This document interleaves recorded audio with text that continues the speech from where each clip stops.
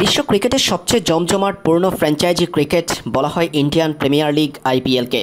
অর্থের ঝনঝনানির পাশাপাশি বিশ্বের সব সেরা ক্রিকেটারদের মিলন মেলায় পরিণত হয় ভারতের ফ্র্যাঞ্চাইজি এই টুর্নামেন্টে অংশ নিতে হলে কিংবা কোনো দলে জায়গা পেতে হলে স্বাভাবিকভাবেই সেই ক্রিকেটারকে নিজের সর্বোচ্চটা দিতে হবে। বাংলাদেশ ক্রিকেট দলের দারুণ সম্ভাবনা রয়েছে আগামী আইপিএলে বেশ কয়েকজন ক্রিকেটারকে পাঠানোর। সেখানে অন্যতম নাম রিশাদ হোসেন। সবশেষ টি-20 বিশ্বকাপে নিজের জাত চিনিয়েছেন এই লেগি। বাংলাদেশের একমাত্র লেগ স্পিনার রিশাদ হোসেন শুধু বোলিংয়েই নয়, ব্যাটিংয়েও শেষ অংশে ইনিংসটাকে বড় করতে পারেন, যেমনটা গোয়ালিয়রে ভারতের বিপক্ষে প্রথম টি-20 ম্যাচে দেখিয়েছেন রিশাদ।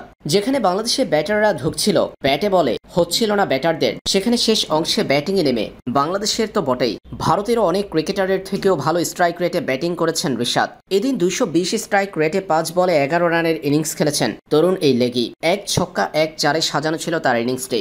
এরপর বল হাতেও বেশ কার্যকরী ছিলেন তিনি। নিজের প্রথম 2 ওভারে কেবল 8 রান দিয়েছিলেন রিশাদ হোসেন। ভারতীয় ব্যাটারদের পরীক্ষা নেওয়া রিশাদ শেষ ওভারটা অবশ্যই ভালো করতে পারেননি। শেষ পর্যন্ত 3 ওভারে 26 রান দিয়ে শেষ করেছেন রিশাদ। বাংলাদেশের টার্গেটটা আরো বড় হলে তার বোলিংটা হয়তো আরো কার্যকরী হতো। ইন্ডিয়ান প্রিমিয়ার লিগে এমন তারকাকেই তো চাই দলগুলো, যেমনটা আফগানিস্তানের তারকা রশিদ খানের চাহিদা রয়েছে। দুর্দান্ত লেগ স্পিনের পাশাপাশি শেষ অংশে ব্যাটিংয়েও কার্যকরী হতে পারলে রিশাদ হোসেনকে আইপিএল এর মেগা নিলাম থেকে দলেই ফেরানোর জন্য উঠে পড়ে লাগবে বেশ কয়েকটি ফ্র্যাঞ্চাইজি। চমৎকার লেগ স্পিনে প্রতিপক্ষের ব্যাটারদের নাস্তানাবুদ করার পাশাপাশি শেষ অংশের 4 ছক্কার ঝড় রিশাদকে আইপিএল এর দলগুলোর কাছে আকর্ষণীয় করে তুলবে।